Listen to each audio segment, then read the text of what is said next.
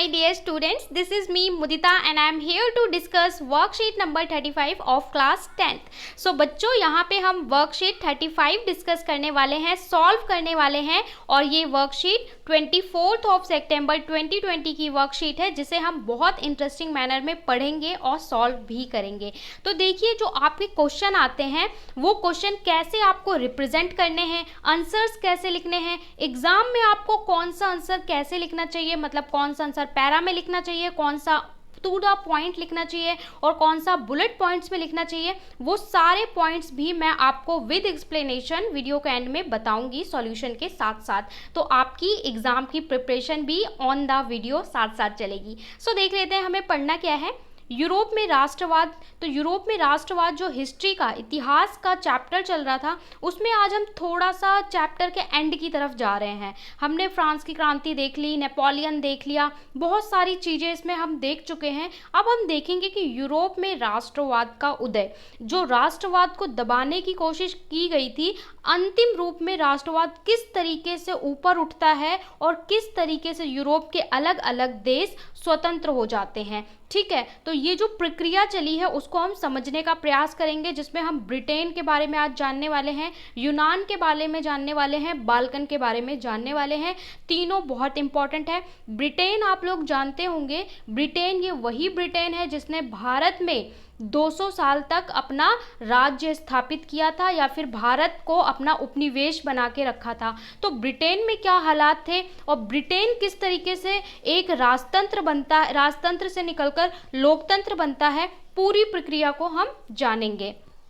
सबसे पहले आपको वही दिखाया गया है कि ब्रिटेन में राष्ट्रवाद, ब्रिटेन में मतलब लोगों के अंदर राष्ट्रवाद की भावना कैसे पनपती है उसको आपको कुछ चरणों में दिखाया गया है। देखिए, राष्ट्रवाद किसी उथल पुथल, ब्रिटेन में राष्ट्रवाद किसी उथल पुथल या क्रांति का परिणाम नहीं एवं लंबी चलने वाली प्रक्रिया का परिणाम था। यानी ब्रिटेन में राष्ट्रवाद या किसी स्वतंत्रता के लिए कोई खून बहाई नहीं हुई, मतलब कोई लड़ाई नहीं हुई, जिसे हम ये भी कह सकते हैं कि ब्रिटेन में कोई रक्त क्रांति नहीं हुई, जैसे आप भारत में देखते हो और भी यूरोप के देशों में देखते हो कि जहाँ पे आज़ादी के लिए बहुत ज़्यादा लड़ाई हुई, बहुत लोगों ने जान दी। तो ऐसा ब्रिटेन में नहीं हुआ, ब्रिटेन में क्रांति नहीं हुई, बल्कि ब्रिटेन में इतना लंबा प्रोसेस चला कि उस प्रोसेस से धीरे धीरे बदलाव आए और उस बदलाव के चलते धीरे धीरे वहाँ राजतंत्र से निकलकर लोकतंत्र स्थापित होता है। नंबर 2 अगर मैं बात करूँ तो 18वीं शताब्दी से पूर्व ब्रिटेन एक राष्ट्र राज्य नहीं था, मतलब ब्रिटेन एक राष्ट्र राज्य नहीं था, एक लोकतंत्र राज्य भी नहीं हुआ करता था। फिर यहाँ पे कैसे प्रक्रिया होती है, आंग्ल राष्ट्र ने अपनी शक्ति में विस्तार के साथ साथ अन्य राष्ट्रों व द्वीप समूहों पर विस्तार आरंभ कर दिया। जो ये राष्ट्र था धीरे धीरे, उस वक्त क्या चल रहा था, उस वक्त ऐसी स्थिति थी कि जो पावरफुल था, जो ज़्यादा शक्तिशाली था, वो अपने आसपास के जो राज्य हुआ करते थे या राष्ट्र कह सकते हैं उस पर अधिकार कर लेता है और देश की कोई सीमा निर्धारित नहीं थी। जैसे आज के टाइम में हम मैप बनाते हैं, ये भारत की सीमा है, ये इसकी सीमा है, तो सीमा में भी बदलाव हुआ करते थे और जो शक्तिशाली होता था वो उस पर नियंत्रण कर लेता था।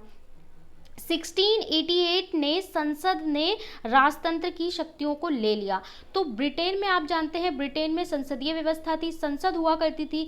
तो संसद ने जो राजा की पावर्स थी, राजा तो ब्रिटेन में होते थे लेकिन जो राजा की पावर्स थी उन्हें कम करके संसद के हाथ में दे दी। ठीक है, तो धीरे धीरे और संसद का जो ये व्यवस्था शुरू हुई है भारत में, ये भी हमने ब्रिटेन से प्रभावित होकर ही लिया था, क्योंकि भारत में भी आप जानते हैं कि अंग्रेजों का राज था और अंग्रेजों ने बहुत सारे कानून बनाए थे, तो उसमें से संसद भी तभी से हमारे यहाँ भी चली आ रही है। तो संसद ने क्या किया, राजतंत्र की शक्तियों को कम कर दिया या फिर राजतंत्र की शक्तियों को संसद को दे दी। इसके बाद अगर हम थोड़ा सा और आगे देखें तो देखिए आप 1707 की अगर मैं बात करूं तो 1707 में इंग्लैंड और स्कॉटलैंड को मिलाकर यूनाइटेड किंगडम ऑफ ब्रिटेन का गठन किया गया। मतलब जो ब्रिटेन था, ब्रिटेन को स्वरूप आप 1707 में देखेंगे यूनाइटेड किंगडम ऑफ ब्रिटेन, तो यहाँ पे स्कॉटलैंड को मिलाकर किसको किसको, स्कॉटलैंड और यूनाइटेड किंगडम, स्कॉटलैंड और यूनाइटेड किंगडम को पूरे को पार्ट को मिलाकर एक नाम दिया जाता है और उसको क्या कहा जाता है, यूनाइटेड किंगडम ऑफ ब्रिटेन। ठीक है, यूके नाम दिया जाता है यूनाइटेड किंगडम, और यूनाइटेड किंगडम में कई राष्ट्रों को शामिल किया जाता है, देशों को शामिल किया जाता है और इसको नाम देते हैं यूनाइटेड किंगडम। इसके बाद क्या होता है कि पहले तो ये ऐसे ही शामिल करते हैं, फिर क्या होता है कि जो नहीं मानता उसको युद्ध करके शामिल करेंगे। 1798 में हुए असफल विद्रोह के बाद 1801 में आयरलैंड को बलपूर्वक यूनाइटेड किंगडम में शामिल कर लिया गया। मतलब आयरलैंड पहले शामिल नहीं किया गया था, फिर आयरलैंड को युद्ध, और युद्ध में जो हार जाएगा उसको भी शामिल कर लिया जाएगा, तो आयरलैंड के साथ युद्ध और आयरलैंड को भी शामिल कर लिया जाता है यूनाइटेड किंगडम, जिसे आप यूके कहते हैं। इसके बाद नए ब्रिटेन, नया ब्रिटेन जो बनता है ये पूरा कई राष्ट्रों से मिलाकर बनता है, और जो नया ब्रिटेन बनता है वहाँ पे कुछ राष्ट्रीय चिन्ह, आपको पता है कि जब एक नया स्वरूप दिया जाता है या स्वतंत्र किया जाता है तो कुछ नई चीज़ों का इस्तेमाल करते हैं, तो नए चिन्हों का बहुत ज़्यादा बढ़ावा दिया गया या प्रचार किया गया, जैसे यहाँ का फ्लैग, ठीक है, राष्ट्रीय झंडा, राष्ट्रीय गान, इस तरीके की चीज़ों को बहुत ज़्यादा प्रमोट किया जाता है। तो ये क्या है, ब्रिटेन में राष्ट्रवाद। ब्रिटेन में ऐसा नहीं हुआ कि क्रांतिकारी आए लड़ाई कर रहे हैं, ये सब नहीं हुआ, लेकिन ब्रिटेन में धीरे धीरे करके ही लोगों ने राष्ट्रवाद को समझा। जब उनने यूरोप के बाकी देशों में देखा कि भाई देखिए ये इटली है, इटली ने अपने आप को यूनाइट कर कर एक शक्तिशाली पावर बन गया। जर्मनी, यूरोप के और जगह पे क्या हो रहा है, राष्ट्रवाद पनप रहा है, लोग अपने आप को स्वतंत्र कर रहे हैं और ज़्यादा शक्ति को अपने आप को शक्तिशाली बना रहे हैं। तो ब्रिटेन में क्या था, ब्रिटेन में राजतंत्र थी, संसद था, तो ब्रिटेन भी पावरफुल होना चाहता था। तो ब्रिटेन ने क्या किया कि धीरे धीरे बदलाव किए कि भाई सारी पावर जो हम राजा को देके बैठे हैं उसको ख़त्म करिए, यहाँ पे जनता के लिए पावर्स बनाइए और संसद को पावर दीजिए, यहाँ पे थोड़ा डेमोक्रेसी लाइए। इस तरीके की चीज़ों को धीरे धीरे करके स्टेप बाय स्टेप बदलाव किए गए और यहाँ पे राष्ट्रवाद इस तरीके से पनपता है। तो ये पूरी ब्रिटेन की प्रक्रिया थी। अब हम देखते हैं कि राष्ट्रवाद, अगर यूनान का स्वतंत्रता संघर्ष, अगर मैं बात करूँ यूनान की, तो यूनान क्या था और यूनान में किस तरीके से स्वतंत्रता संघर्ष हुआ उसको देख लेते हैं। यूनान का स्वतंत्रता संघर्ष, यूनान ऑटोमन साम्राज्य का हिस्सा था, ऑटोमन साम्राज्य का ही एक पार्ट था यूनान 15वीं शताब्दी से। क्रांतिकारी राष्ट्रवाद 1789 में फ्रांसीसी क्रांति के उपरांत के उदय ने यूनानी लोगों के मन में स्वतंत्रता की भावना को प्रज्वलित कर दिया। 1789 तो आपको इस तरीके से याद होना चाहिए जैसे अपनी बर्थडे डेट याद होती है, क्योंकि 1789 बहुत इम्पॉर्टेंट टाइम था यूरोप में, क्योंकि इसी टाइम में फ्रांस की क्रांति हुई थी और फ्रांस की क्रांति ने बहुत सारे लोगों को हिला दिया था, राजतंत्र पे भी काफ़ी प्रभाव डाला था और इससे लोगों में बहुत सारा उत्साह भी उत्पन्न हुआ था। तो इसी से प्रभावित होकर यूनान के लोगों में भी स्वतंत्रता की भावना उत्पन्न होती है और अपने आप को आज़ाद करने के लिए, अपने आप को स्वतंत्र करने के लिए एक उत्साह पैदा होता है यूनान में। 1821 से यहाँ पे स्वतंत्रता के लिए संघर्ष शुरू हो जाते हैं। यूनान के लोगों को निर्वासन में रह रहे यूनानियों के साथ साथ पश्चिमी यूरोप के लोगों का भी समर्थन मिलता है। तो मतलब यूनान के लोग तो इस चीज़ को सपोर्ट कर रहे थे, बाकी यूरोप में जो वेस्ट साइड के यानी पश्चिमी यूरोप के लोग थे वो भी यूनान को सपोर्ट कर रहे थे कि हाँ स्वतंत्रता होनी चाहिए। विभिन्न कवियों और कलाकारों ने भी स्वतंत्रता के लिए जनमत निर्माण में महत्वपूर्ण भूमिका निभाई। आप लोग देखते हैं कि बहुत सारे उस समय जो कलाकार थे, चाहे आप राइटर कह लो, कवि कह लो, चित्रकार कह लो, इन्होंने भी महत्वपूर्ण भूमिका निभाई थी लोगों को जागृत करने के लिए, प्रेरित करने के लिए। अपने लेख के लिख के, कहानी लिख के, कविता लिख के, कुछ चित्र बना के अपने देश को एक स्वतंत्रता माता के रूप में दिखा के, पिता के रूप में दिखा के, अपने आप को आज़ादी का झंडा हाथ में लेके दिखाते। इस तरीके से लोगों में एकजुट होने की भावनाओं को भी एकत्र करने में जो हमारे कवि थे, कलाकार थे, इन्होंने बहुत महत्वपूर्ण भूमिका निभाई थी। अंग्रेजों के कवि लॉर्ड बायरन धनराशि एकत्र किए और युद्ध में भी भाग लिए। एक कवि हैं जिनको आप गूगल करके सर्च भी कर सकते हैं, ये बहुत ही इंटरेस्टिंग कवि हैं, ठीक है। इनका नाम क्या है, लॉर्ड बायरन।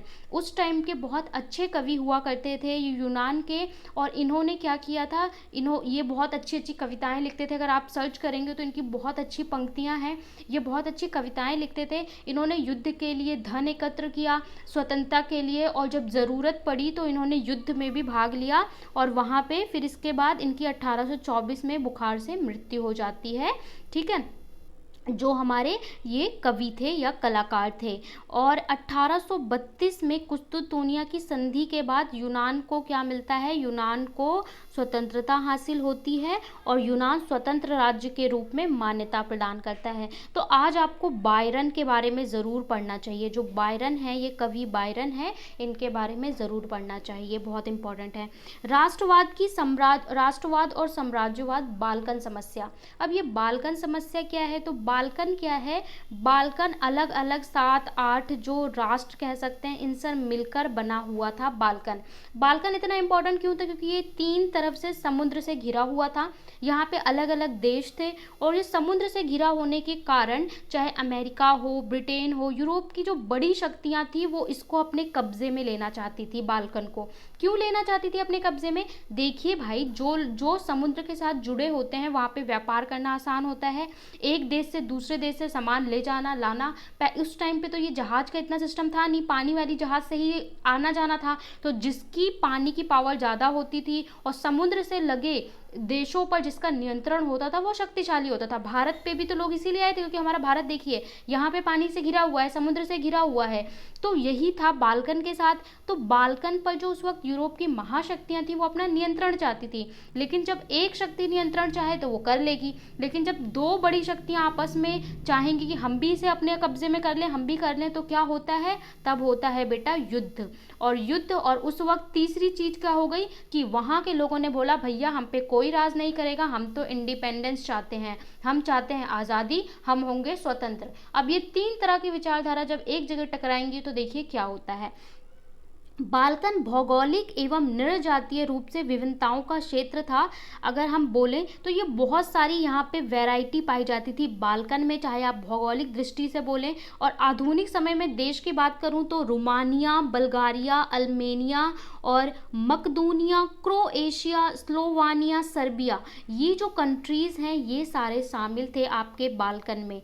इन क्षेत्रों में रहने वाले मूल निवासियों को स्लाव कहा जाता था। यहाँ के जो लोकल लोग थे उन्हें स्लाव कहा जाता था, स्लाव यहाँ के जनता को कहा जाता था।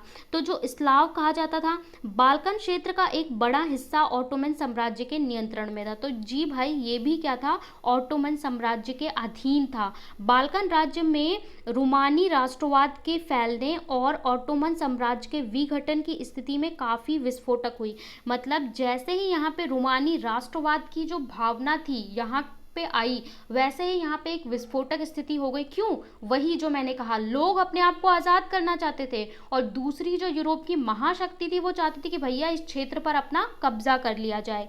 एक के बाद एक उसके अधीन यूरोपीय राष्ट्रवादियां उसके चुंगल से निकलकर स्वतंत्रता की घोषणा करने लगी। अब धीरे धीरे वहां पे जो राष्ट्र थे वो अपने आप को आज़ाद करने लगे और खुद को स्वतंत्र घोषित करने लगे।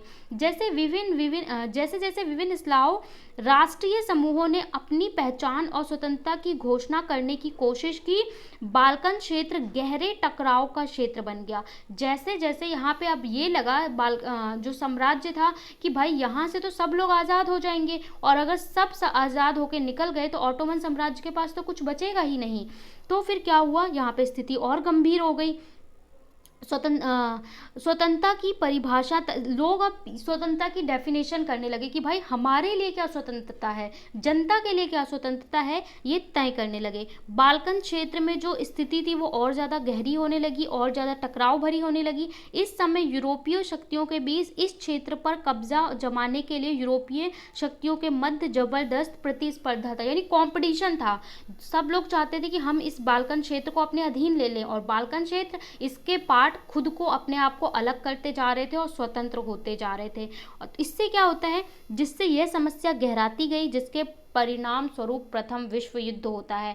मतलब ये स्थिति इतनी ज़्यादा उभर जाती है कि आपस में ये शक्तियाँ, पहले तो ये लोग आपस में आज़ाद कर रहे थे, लोगों में इतनी ज़्यादा दुर्भावना आने लगती है, ईर्ष्या की भावना आने लगती है, टकराव होने लगते हैं कि यहाँ के लोग आपस में भी लड़ रहे हैं, महाशक्ति इनको पाने के लिए आपस में लड़ रही हैं। तो इतना ज़्यादा स्थिति खराब होती है कि ये जन्म लेता है प्रथम विश्व युद्ध का। और प्रथम विश्व युद्ध आप जानते हैं, दो तरफ से देश पार्ट ले रहे थे, एक तरफ पे एक महाशक्ति थी और दूसरी तरफ में दूसरी महाशक्ति वाले देश थे। ठीक है, भारत ने डायरेक्ट पार्ट नहीं लिया था क्योंकि ब्रिटेन जो था, भारत ब्रिटेन का उपनिवेश था, भारत के उसके अधीन काम कर रहा था। तो भारत में इनडायरेक्ट वे में भारत ने प्रथम विश्व युद्ध में भाग लिया था कि हमें भी आज़ादी मिलेगी ब्रिटेन वालों से। ठीक है, तो ये कुछ तथ्य थे बाल्कन और यूनान के बारे में। आप देख लेते हैं आपको प्रश्न क्या दिए गए हैं।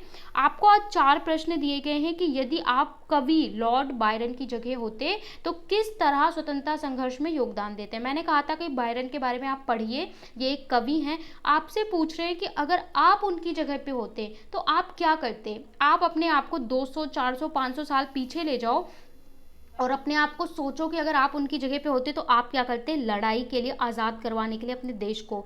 ब्रिटेन का राष्ट्रवाद, ये पूछा है कि जो ब्रिटेन का राष्ट्रवाद है वो उथल पुथल क्रांति का नहीं बल्कि एक लंबी चली प्रक्रिया का परिणाम है। इस तथ्य की पुष्टि कीजिए।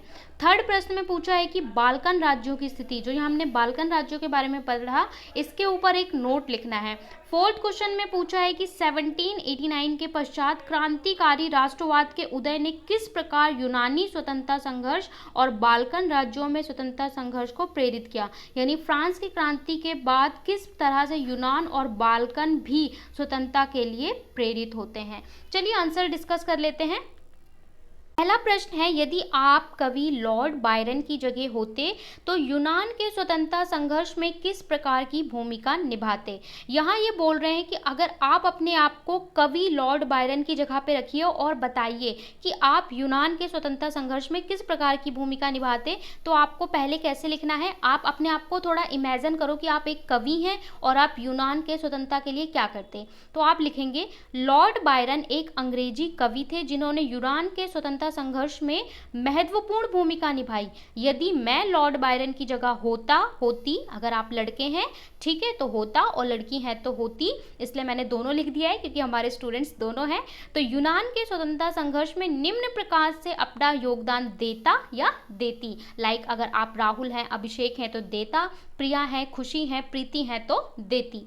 नंबर 1, इसके बाद आंसर आपको पॉइंट्स में लिखना है। इस तरीके के आंसर को आप पॉइंट में लिखोगे। नंबर 1, मैं अपनी कविताओं के माध्यम से यूनान के लोगों में राष्ट्रवाद की भावना को जागृत करने का प्रयास करता या करती। मतलब अपनी कविताओं से, आपको पता है कि कविता और जो कहानी होती हैं वो लोगों के दिलों पर छाप छोड़ती हैं। तो ऐसी कविताएं लिखते जिससे लोगों के मन में राष्ट्रवाद की भावना, देशभक्ति की भावना जागृत हो। नंबर 2, स्वतंत्रता एवं जनतंत्र के महत्व को अपनी कविता तथा चित्रकारी के माध्यम से जनता तक पहुंचाने का प्रयास करता या करती। लोगों में जनतंत्र यानी लोकतंत्र, जनता का तंत्र का महत्व क्या है, इंपॉर्टेंस क्या है, उस टाइम तो लोग जानते नहीं थे, उस टाइम तो लोकतंत्र होता नहीं था। तो इसका महत्व क्या है, इसको अपनी कविताओं या चित्रकारी के माध्यम से लोगों तक पहुंचाती, जिससे लोगों को समझ आता कि हाँ आज़ादी क्या होती है और लोकतंत्र क्या होता है। इस चीज़ को अपनी कविताओं से और पेंटिंग से पहुंचाने का प्रयास करती या करता। नंबर 3, मैं भी लॉर्ड बायरन की भांति धनराशि इकट्ठा करके लोगों की सहायता करने का प्रयास करता या करती। और मैं क्या करती, संगठन बनाकर या किसी भी तरीके से धन इकट्ठा करते जैसे बायरन ने किया था और उससे लोगों की सहायता करने का प्रयास करते या फिर युद्ध में जो खर्चा लगता उसके लिए देते। इसके बाद आवश्यकता पड़ने पर मैं देश के हित के लिए युद्ध में भाग भी लेता या लेती और अन्य स्वतंत्रता सेनानियों को भी इसके लिए प्रेरित करती। और अगर ज़रूरत पड़ती तो भले हम कवि थे लेकिन ज़रूरत पड़ती तो हम युद्ध में भी भाग लेते अपने देश को आज़ाद करने के लिए। और उसके लिए जो बाकी हमारे जैसे लोग थे, भाई बंधु थे जो आज़ादी के लिए संघर्ष कर रहे थे, उनको भी प्रेरित करते कि आप भी युद्ध में भाग लीजिए। तो हम इस तरीके से आप लिख सकते हैं। और भी आपके मन में कोई पॉइंट हो तो ऐड कर सकते हैं। ये आपका कंप्लीट फर्स्ट आंसर है। स्क्रीनशॉट ले सकते हैं। उसके बाद हम चलते हैं नेक्स्ट क्वेश्चन पे। सारे आंसर आपको टेलीग्राम पे भी प्रोवाइड करा दिए जाते हैं, उसका लिंक डिस्क्रिप्शन में दिया हुआ है, तो आप ज्वाइन कर लो और वहाँ से भी कर सकते हो। सारे वर्कशीट का सॉल्यूशन आपको टेलीग्राम पे दे दिया जाता है। और अगर आपको वर्कशीट नहीं मिलती है तो डिस्क्रिप्शन में आपको लिंक मिल जाएंगे कि 10th की वर्कशीट, EMC की वर्कशीट, मास्टर क्लास की वर्कशीट, उस लिंक पे जाओगे तो आपको पूरी प्लेलिस्ट मिल जाएगी अपनी क्लास की, तो वहाँ से भी आप अपनी पूरी क्लास की पिछली वर्कशीट्स भी देख सकते हो। ब्रिटेन का राष्ट्रवाद किसी उथल पुथल या क्रांति का नहीं अपितु एक लंबी चलने वाली प्रक्रिया का परिणाम था। विवेचना कीजिए, इसको स्पष्ट कीजिए कि ब्रिटेन में किसी क्रांति से राष्ट्रवाद नहीं आया, एक लंबी प्रक्रिया है। तो कैसे लिखेंगे? ब्रिटेन में राष्ट्रवाद का विकास एक लंबी संवैधानिक प्रक्रिया द्वारा हुआ, यह प्रक्रिया निम्नलिखित प्रकार से घटित हुई। पहले आपको इस तरीके से लिखना होता है, फिर लिखना होता है निम्नलिखित, इसके बाद इसको पॉइंट्स में लिखिए। मैं आंसर आपको वैसे करवाती हूँ जैसे आपको बोर्ड एग्जामिनेशन में या एग्जामिनेशन में रिप्रेजेंट करना है, उसके लिए आपको तैयार करती हूँ कि आप एज इट इज आंसर लिखें और उसको आप रिप्रेजेंट कर पाएँ इन द एग्जामिनेशन। सो 18वीं शताब्दी से पूर्व ब्रिटेन एक राष्ट्र राज्य नहीं था। अगर हम बात करें तो 18वीं शताब्दी से पूर्व ब्रिटेन एक राष्ट्र राज्य नहीं था, जबकि ब्रितानी द्वीप समूह में अंग्रेज, वेल्स, स्कॉटिश, आयरिश पहचान वाली नृजातीय समूह रहते थे, जिनकी अपनी विशिष्ट सांस्कृतिक एवं राजनीतिक परंपराएं थी। तो जो ये ब्रिटेन था इसको ब्रितानी द्वीप कहा जाता था, जहाँ पे स्कॉटिश भी थे, आयरिश भी थे, वेल्स भी थे और अंग्रेज भी थे, और सबकी अलग अलग परंपराएं थी। ठीक है, बाद में सारे यूनाइटेड होकर ब्रिटेन बनाते हैं। आंग्ल राष्ट्र ने अपनी शक्ति में विस्तार के साथ साथ अन्य राष्ट्रों व द्वीप समूहों पर विस्तार आरंभ किया। तो जो आंग्ल राष्ट्र था धीरे धीरे क्या हुआ, इसने और शक्तियों पर और राष्ट्रों को अपने द्वीप में मिलाना शुरू कर दिया। इसके बाद पॉइंट थर्ड है, 1688 में एक लंबे संघर्ष के माध्यम से राजतंत्र की समस्त शक्ति संसद के अधीन आ गई और एक राष्ट्र का निर्माण हुआ जिसका केंद्र इंग्लैंड बना। और इसके बाद क्या होता है कि संसद को पावर मिल जाती है और जो राजतंत्र की शक्तियां थी वो भी संसद को दे दी जाती हैं और एक राष्ट्र बनाया जाता है, और राष्ट्र का केंद्र क्या होता है? इंग्लैंड। इसके बाद इसी में आगे पॉइंट लिखेंगे, 1707 में इंग्लैंड में एक स्कॉटलैंड को मिलाकर यूनाइटेड किंगडम ऑफ ब्रिटेन का गठन किया जाता है। तो 1707 बहुत इंपॉर्टेंट है, यहाँ पे स्कॉटलैंड को मिलाकर यूनाइटेड किंगडम ऑफ ब्रिटेन बनाया जाता है। इसी के माध्यम से स्कॉटलैंड पर अब किसका कब्जा हो जाता है? इंग्लैंड का प्रभुत्व हो जाता है। 1798 में हुए असफल विद्रोह के बाद 1801 में आयरलैंड को बलपूर्वक यूनाइटेड किंगडम में शामिल कर लिया जाता है। तो बलपूर्वक आयरलैंड को भी इसमें शामिल कर लिया जाता है। यहाँ पे एक मैं लिखेंगे, मैं पे एक मात्रा होगी, ठीक है, यहाँ पे डबल मात्रा है तो एक मात्रा करेंगे, ठीक है, यहाँ पे दोनों जगह पे। इसके बाद क्या है, नए ब्रिटेन के प्रतीक चिन्हों को खूब बढ़ावा दिया गया, जिसमें ब्रिटेन का झंडा और उसका राष्ट्रगान। तो यह आपका कंप्लीट सेकेंड आंसर है, स्क्रीनशॉट ले सकते हैं। सारे पॉइंट आपको मेंशन करने पड़ेंगे, इसलिए आप पॉइंट 1, 2, 3, 4 अगर डाल के लिखेंगे तो आपको याद करना आसान होगा। थर्ड क्वेश्चन में पूछा है कि बाल्कन राज्यों की स्थिति पर एक संक्षिप्त नोट लिखिए। बाल्कन राज्यों की क्या स्थिति थी वो बताइए। तो आप पहले बताएंगे कि यहाँ पे आप पॉइंट में नहीं, यहाँ पे आपको आंसर पैराग्राफ में लिखना पड़ेगा, क्योंकि यहाँ पे एक नोट या निबंध अगर बोलते हैं या नोट बोलते हैं तब आपको पैरा लिखना पड़ता है। बाल्कन भौगोलिक तथा नृजातीय रूप से विविधताओं का क्षेत्र था, जिसमें आधुनिक रोमानिया, बल्गारिया, अल्बेनिया, ग्रीस, मकदूनिया, क्रोएशिया, स्लाविया और सर्बिया आदि शामिल थे। तो बाल्कन कैसा देश था? बाल्कन ऐसा द्वीप था जहां बहुत सारी विभिन्नता पाई जाती थी और ये सारे जो आधुनिक देश हैं उसमें शामिल थे। इस क्षेत्रों में रहने वाले मूल निवासियों को स्लाव कहा जाता था। बाल्कन क्षेत्र का एक बड़ा हिस्सा ऑटोमन साम्राज्य के नियंत्रण में था। बाल्कन राज्य में रोमानी राष्ट्रवाद के फैलने और ऑटोमन साम्राज्य के विघटन की स्थिति काफी विस्फोटक हो गई। एक के बाद एक यूरोपीय राष्ट्र के चंगुल से निकलकर स्वतंत्रता की घोषणा करने लगे। इस समय यूरोपीय शक्तियों के बीच इस क्षेत्र पर कब्जा जमाने की जबरदस्त प्रतिस्पर्धा यानी कंपटीशन चल रहा था और इसके फलस्वरूप समस्या गहराती चली गई और जिसका परिणाम प्रथम विश्व युद्ध के रूप में हुआ। तो ये बाल्कन की आपने पूरी कहानी बता दी कि जो बाल्कन है वो बहुत विविधता गांव वाला राज था, ये देश इसके अंतर्गत आते हैं, किस तरीके से यहाँ पे लड़ाई शुरू होती है और लड़ाई इतनी बढ़ जाती है कि जिसका परिणाम प्रथम विश्व युद्ध होता है। तो ये आपका आंसर है। इस तरीके के प्रश्न को, जैसे लास्ट वर्कशीट में निबंध लिखना था तो आपको पैरा लिखना होता है, और 2 लाइन का आंसर बेटा लिखना छोड़ दो। अगर आप 2 लाइन का अभी भी सोचते हो कि 2 लाइन का ही आंसर लिखेंगे तो आपको मार्क्स नहीं मिलेंगे। सोशल स्टडी की मार्किंग क्या होती है, या आप किसी टीचर से पूछिए, आपको पता चल जाएगा। और हमारे यहाँ आपको सारे प्रोफेशनल टीचर पढ़ाते हैं, इसलिए मैं आपको बार बार मार्किंग का बताती हूँ। देखिए, 1789 के पश्चात क्रांतिकारी राष्ट्रवाद के उदय ने किस प्रकार यूनानी स्वतंत्रता संघर्ष तथा बाल्कन राज्यों में स्वतंत्रता के संघर्ष को प्रेरित किया। अब ये पूछ रहे हैं कि 1789 आपको पता है क्या इंपॉर्टेंट चीज हुई थी, फ्रांस की क्रांति हुई थी। इसके बाद इसका असर क्या हुआ यूनान पे या बाल्कन पे। तो यहाँ पे लिख रहे हैं कि 1789 के पश्चात क्रांतिकारी राष्ट्रवाद के उदय ने यूनानी स्वतंत्रता संघर्ष तथा बाल्कन राज्यों में के संग निम्न प्रकार से प्रेरित किया। इनको अलग अलग तरीके से प्रेरित किया, फिर पॉइंट्स लिख दीजिए। नंबर 1, क्रांतिकारी राष्ट्रवाद 1789 फ्रांसीसी क्रांति के उपरांत के उदय ने यूनानी लोगों के मन में स्वतंत्रता की भावना को प्रज्वलित किया। लोगों में ये लगा कि अगर भाई हमारा पड़ोसी स्वतंत्र हो सकता है तो हम भी हो सकते हैं, हमें भी प्रयास करना होगा, हाथ पैर मारने होंगे। 1821 में यूनान में स्वतंत्रता के लिए संघर्ष प्रारंभ होता है। अगर मैं बाल्कन की बात करूं तो यूरोप के अन्य देशों से प्रभावित होकर बाल्कन को भी स्वतंत्रता के लिए प्रयास किए जाने लगे तथा कई बाल्कन राज्य स्वतंत्रता की घोषणा करने लगे। धीरे धीरे उन्होंने प्रयास किया और खुद को स्वतंत्र घोषित करना प्रारंभ कर दिया, और बाल्कन में कई राष्ट्र आते थे। विभिन्न बाल्कन राज्यों द्वारा स्वतंत्रता हासिल करने की कोशिश में उस राज्य में टकराव काफी बढ़ गया, जिसके परिणाम स्वरूप प्रथम विश्व युद्ध भी हुआ, और जिसके बाद बहुत सारे राष्ट्र आजाद भी होते हैं, भले कोई लंबी लड़ाई करके और कोई छोटी लड़ाई करके। तो ये आपका कंप्लीट 4th आंसर है, और ये जो चैप्टर है ये विश्व इतिहास के दृष्टिकोण से बहुत महत्वपूर्ण है। आगे चलकर अगर आप किसी कॉम्पिटिटिव एग्जाम की तैयारी करते हैं, चाहे रेलवे, बैंकिंग, तो ये क्वेश्चंस भी आते हैं। आप बोलेंगे कि हम कॉमर्स ले रहे हैं, साइंस ले रहे हैं, हिस्ट्री क्या काम करनी है। अगर आप कुछ बनना चाहते हैं, सरकारी नौकरी में जानना चाहते हैं, चाहे आप किसी भी फील्ड में जाएं, इस तरह के वर्ल्ड हिस्ट्री के क्वेश्चन आपसे पूछे जाएंगे और आपको याद नहीं होगा। इसलिए इस कॉन्सेप्ट को अभी बहुत अच्छे से पढ़िए।